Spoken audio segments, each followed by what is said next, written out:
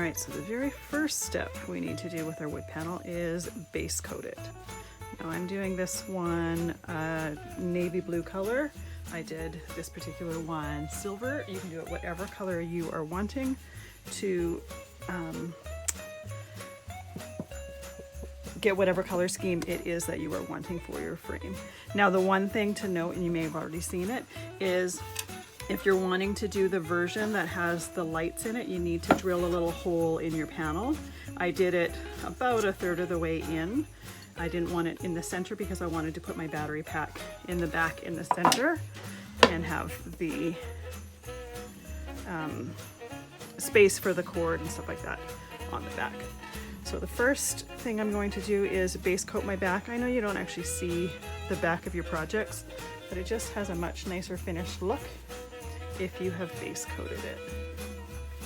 This particular paint that I'm using has a lot of pigment to it, so I end up having to use a lot of water with it in order to make it flow a little bit better, as well as the fact that you end up using a little bit less paint.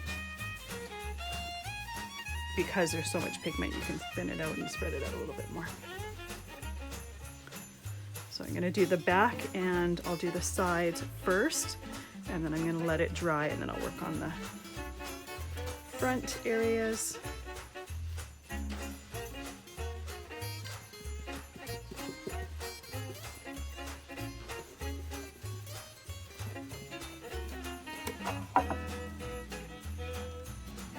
Almost there.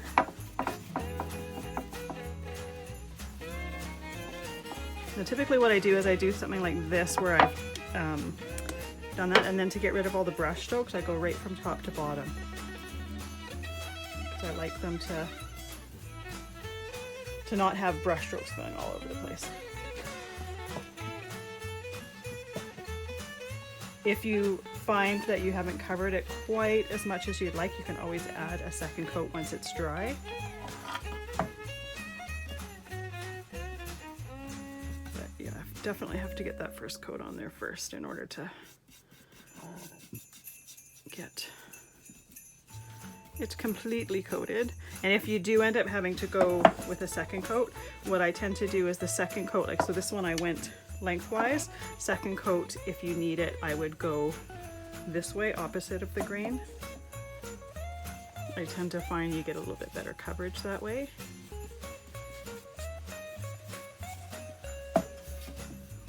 Two more sides to go.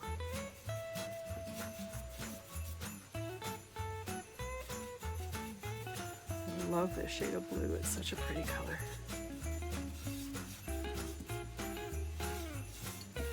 And you may notice some of the parts that have a lot of water in it, you tend to see a little bit of the wood grain. So if you ended up wanting to have like a bit of a blue stain, you could easily do that with this paint. Just put extra water in it, and then you'd have more of a stain.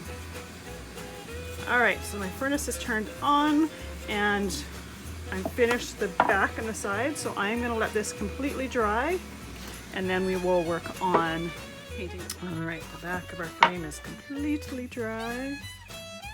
My furnace is now off. I share a craft room with our furnace and our hot water tank, so most of the time it's not an issue, but if you're trying to film a video, it creates a lot of background noise, so it's kind of distracting. So I try to not be doing any videos while it's going on.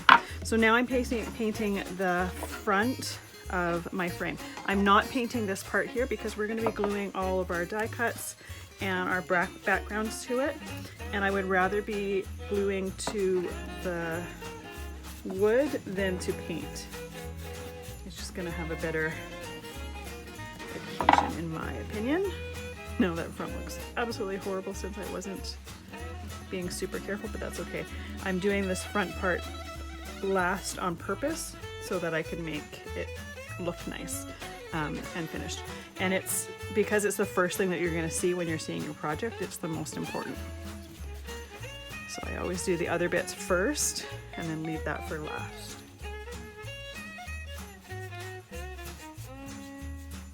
And then, I mean, this is heavy enough, it's not going to move a whole lot, but I typically will hold it in the center where there is no paint so that I don't get paint all over my hands, but I can also hold everything stable.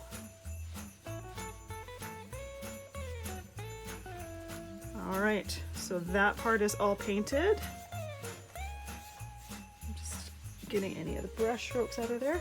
I'm gonna let that completely dry, and then the next step that we're going to start working on is the sky background. So I'll see you for that.